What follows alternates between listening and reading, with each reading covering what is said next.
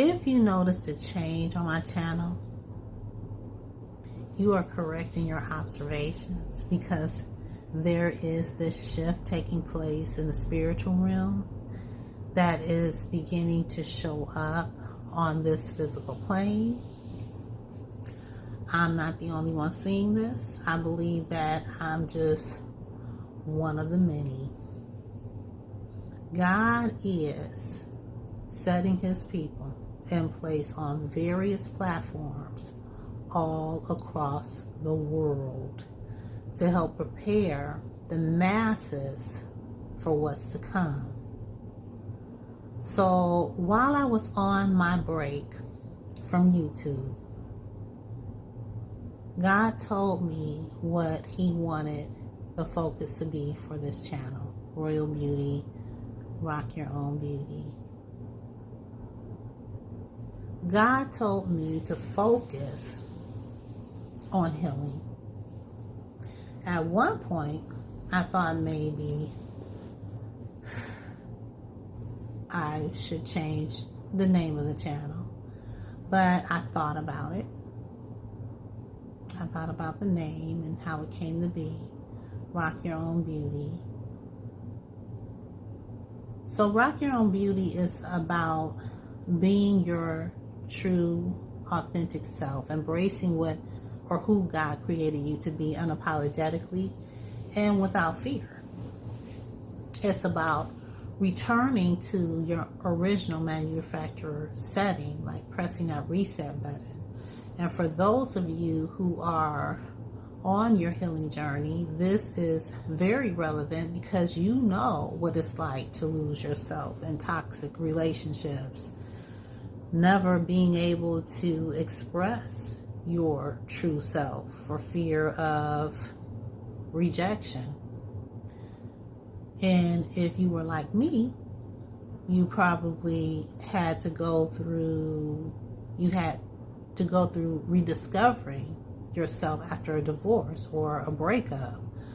During a relationship, you may have compromised and gave so much of yourself to be loved and accepted at the detriment of your own individuality, your own goals, your own dreams, your own beliefs.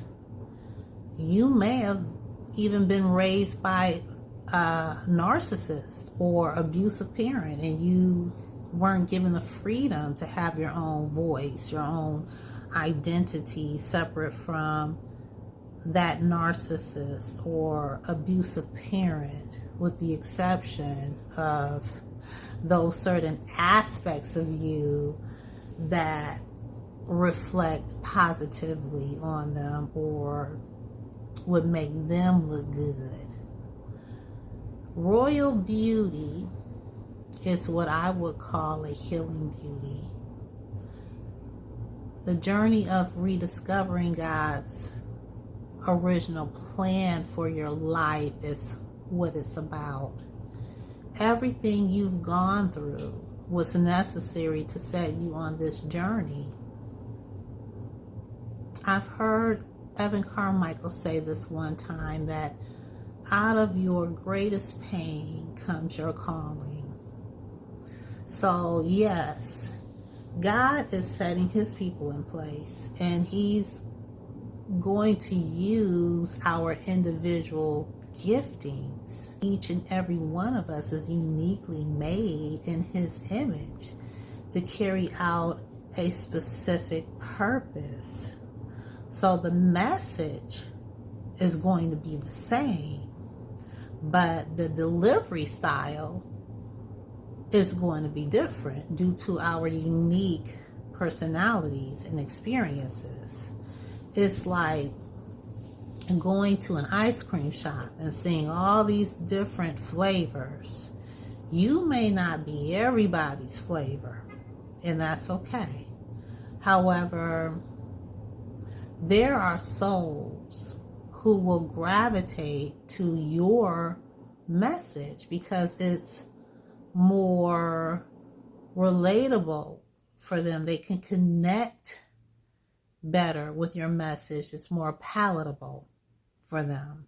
Why did I just think about this song, taste and see that the Lord is good. Oh, it tastes like honey in a rock. Sweet honey in a rock, sweet honey in a rock. Oh, it tastes like honey in a rock. Taste and see that the Lord is good. Oh, it tastes like honey in a rock. I think that's how it goes. I can't remember. It's been so long. But yeah, you can catch more flies with honey, right? But not everyone has a sweet taste, okay? Some have a taste for sour, bitter, tangy, or spicy. And some just switch it up depending on what they have a taste for. There is beauty in variety, and life would be boring without it. I've noticed that I've grown to be more comfortable being me here on YouTube. My holistic approach to living a more balanced life by focusing on a healthier mind, body, and spirit, I feel has been fairly obvious on my channel. But lately, I've been touching on the spirit a whole lot more than usual, along with also speaking on the importance of emotional healing. I just feel more me now, more free, because this is what I talk about day in and day out. So I'm just sharing my daily discussions in a sense. A lot of times, conversations I have with myself. Before my break away from YouTube, I would often hold back on the spiritual, even emotional talk, because I felt that it would be too much for some people. Since I was a child, I was made to feel that that part of me was too much. So I learned to neatly tuck it away, adopting an identity that wasn't mine, that wasn't given to me by the Creator. And in a lot of ways, I understand that I can be too much. But I had to grow in self-acceptance, and all I want to be is me. So recently, God told me to focus on my gifts. And I know that that message isn't just for me. My empathic nature is a spiritual gift that makes me highly sensitive to the emotions and energy of others and the spiritual realm. I have dreams that come true. I have visions of occurrences, past, present, and future. I just know things without anyone telling me. I have had many encounters with the spiritual realm, both on both sides, good and evil, starting from a very, very young age. And God speaks to me as I feel He speaks to us all. Some can see this as being woo-woo, but I'm like, this is who I am. I am just like all human beings, I feel, but first and foremost, I see myself as a spiritual being. Look, take it or leave it. I'm done with hiding who I am. I'm not helping you or anyone if I can't be free to just be me. And that goes for you as well. Okay, so yeah, we just have to be ourselves and exercise those spiritual gifts. Something else that comes with my spiritual gift is that I tend to be kind of outspoken on very deep, sensitive issues regarding the human condition, having a strong distaste for injustice, I remember being a child, speaking of while my mother was getting on me and my sister, I would always make my mother even more mad when I would, speak up. My mom would always speak at us, never allowing us to say anything. I came up in an era where children were to be seen and not heard. One time my sister told me, after one of my mother's long, drawn-out lectures, she said, "Why can't you just be quiet? You always have to say something." And I said, "But Zinja, she's wrong." Now, I don't call myself a prophet, even though I was confirmed by 5 different prophets that I am, on top of being given a dream that God has given me a gift of foresight. And there are other stories I'll share on another video. I just never cared to call myself a prophet. Could be that it's probably due to the stigma and expectations, but I really feel it's all mostly, to be honest, I feel that it's mostly that I just don't care. I can care less about those things, those titles. It's more about God's assignment on my life. So lately, God has been pushing me to speak up more on the issues of humanity and the church, and to share what He has spoken to me. Don't worry though, I will continue to share my fitness journey,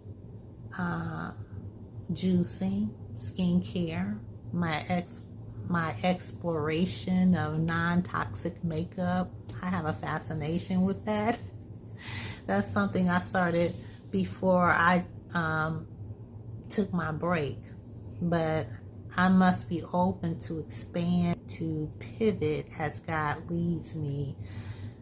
I often pray for God to give me direction concerning this channel, and I want to be obedient when He gives me direction.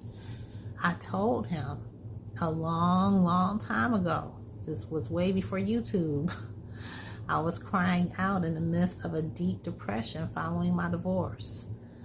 And that was from my first husband. I was in a really dark place at that time, and I remember praying to God. I said, I just want to help people. I didn't know how I would do that. I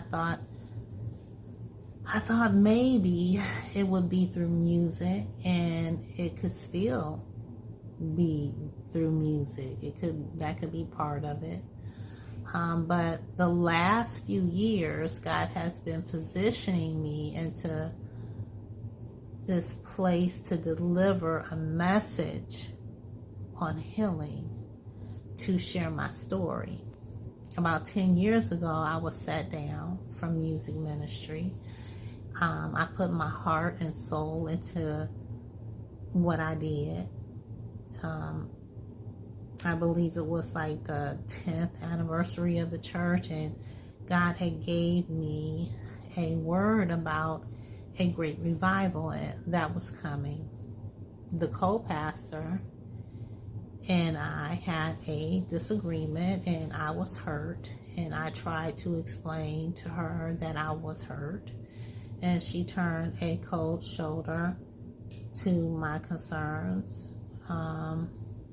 There were other instances of disrespect or disregard that led up to the anniversary incident that I'm not going to get into. So anyway,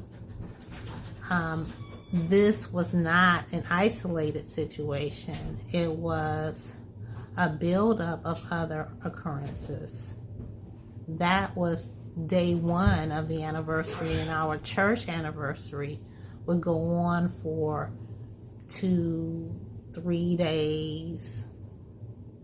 And so I didn't show up the second day of the anniversary, but I did notify the praise team members and our sound man, because we were using soundtracks, that I would not be there. I had already been preparing my singers to sing without me, so I had full faith and confidence that they would hold it down. I chose not to go. I chose not to show up, not out of spite, but because I was hurting to my core. The hurt that I was feeling was so intense that I just could not afford it spilling over onto the congregation. I never returned to leading praise and worship, because after that incident, I was sat down. And God did let me know that the co-pastor had no intentions of ever letting me return to leading praise and worship. So the whole purpose for me being there was to help with the music ministry. Her mother asked me if I would help when I was just visiting. We all went to the same church together back in my teens and 20s. I prayed about it, and I felt the okay to help out. Since I was 10 years old, I've served the church to some capacity. I did not know what it was like to not serve. Since I had no other reason to remain at the church, I already felt exiled. I left, and that departure caused suppressed trauma from my childhood to surface. Stuff I didn't even know was there. I had lost 100 pounds about 4 years prior to me leaving the church. After I left, I gained the 100 pounds plus some back. I was the largest I ever been. And I found myself in this space where I lost all confidence in the church. Not in God, but the church.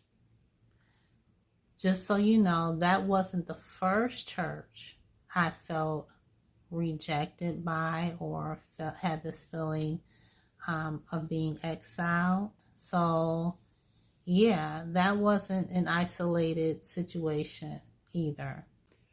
I took a long break from attending church. For a while, it was just me and God. And this is what led me on my healing journey. And during my healing journey, God showed me this. Part of it is what He spoke to me during the church's anniversary. There is this great falling away from the church because of religiosity and its gatekeepers. The modern day Sadducees and Pharisees is what I call them. Religious leaders or religious folk who judge and condemn those who are struggling, who are hurting and wounded. They turn away those seeking refuge. They bring division within the body of Christ. And they do not reflect the love and heart of the Creator. And I could feel the wrath of God. However, I also see the grace and mercy of God giving those leaders an opportunity to return back unto Him. A great revival is forming, and it's not just in our neighborhoods, our cities, our states, country, but all across the globe. where souls are going to be running to God by the masses. God is calling for those who reflect his heart, who reflect the love of God, his character. And it's these who will receive those souls fleeing for safety. It will be those who God appointed to lead, to point souls in the direction of the Creator, to be in relationship with him. God is shutting the church down. He is removing those church leaders who don't reflect his nature, who aren't operating in his love. He's shutting it all down and rebuilding. He's rebuilding his church. There is an urgency because time is winding down. God is wrapping it up, and he wishes that none perish. And unfortunately, there is a lot of us that have to go out and do damage control because there are a lot of hurting people who are wounded, who were rejected by the church, specifically by church leaders. And they have lost all trust in anyone who even mentions God, especially Jesus, because of his man-appointed connection with Christianity. You would think that if you profess to be a Christian, then that would equate to being a follower of Christ or like Christ, that you would do what he did. He taught about the kingdom of heaven, the goodness of God. He was God in the flesh, the very image of the Father's nature. And he led in truth and love. He gave his life in service to those who were lost, the unlovely, the unwanted. He healed the broken and made them whole and created disciples along the way and taught them to do what he did.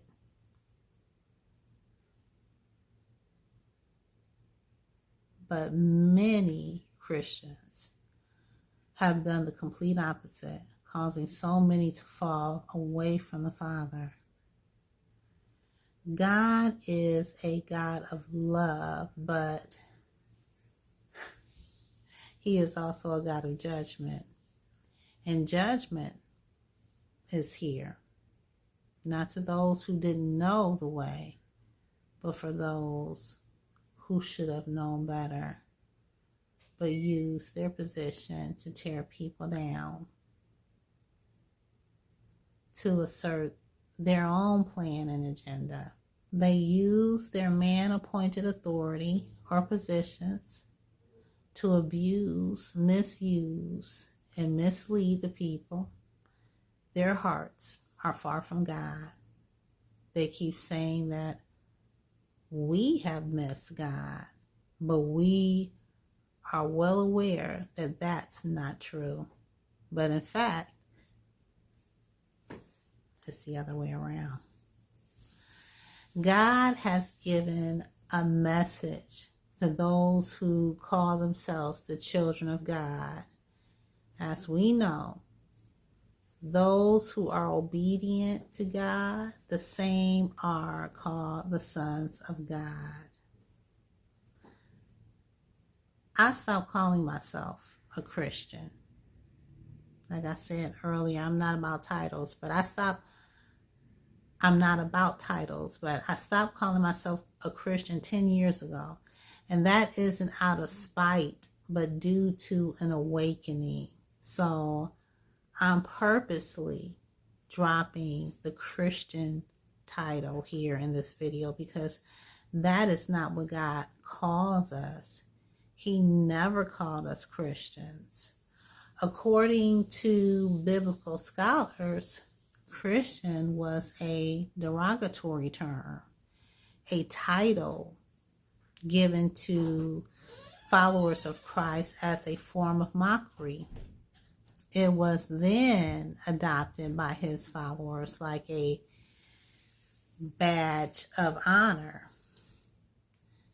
They may have had good intentions, but under that title came this sense of self-righteousness, policing, privilege, and entitlement.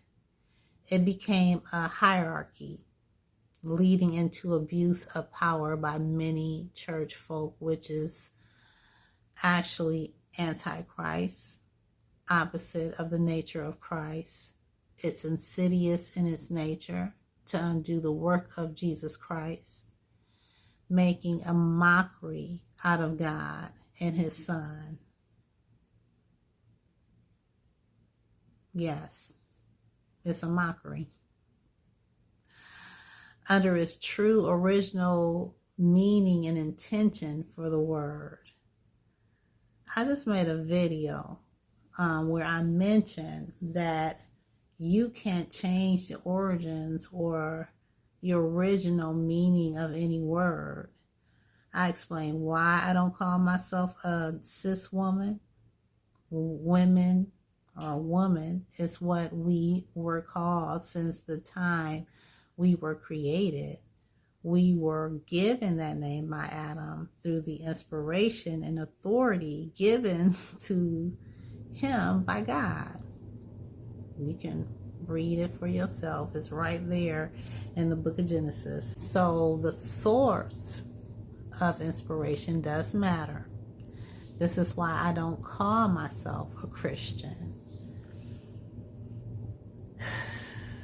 Instead, I prefer child of God, follower of Jesus Christ, disciple, servant of God. When you call yourself, for instance, a follower of Christ, a disciple, it not only affirms your mission, but it reinforces accountability to walk in alignment with what you speak, what you say you believe.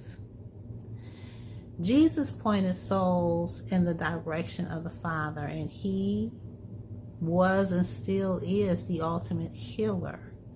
Most of his ministry was healing the sick. So that ought to tell us that healing is very important, right? There was a purpose for my healing journey.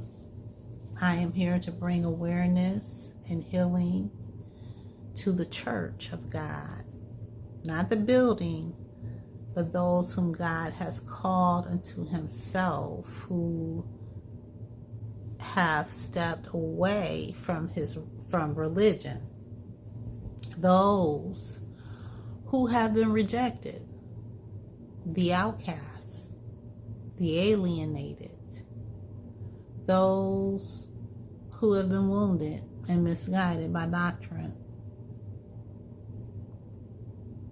And much of it spans throughout past generations. So its roots run deep and the entanglement has a strong grip. But many of you are truth seekers and are ready for change. And your own personal change will change the trajectory for generations to come. I like what Trent Shelton says. It all starts with you. You can break the cycle. However, it's extremely important for us to take accountability or responsibility for our own healing first in order to bring or be the message of healing. And that's wherever God sends us. And sometimes He will lead us to bring healing to the very ones who hurt us. It is time for the church to heal. Prepare the masses, because revival is brewing, and it's going to ignite through the message of healing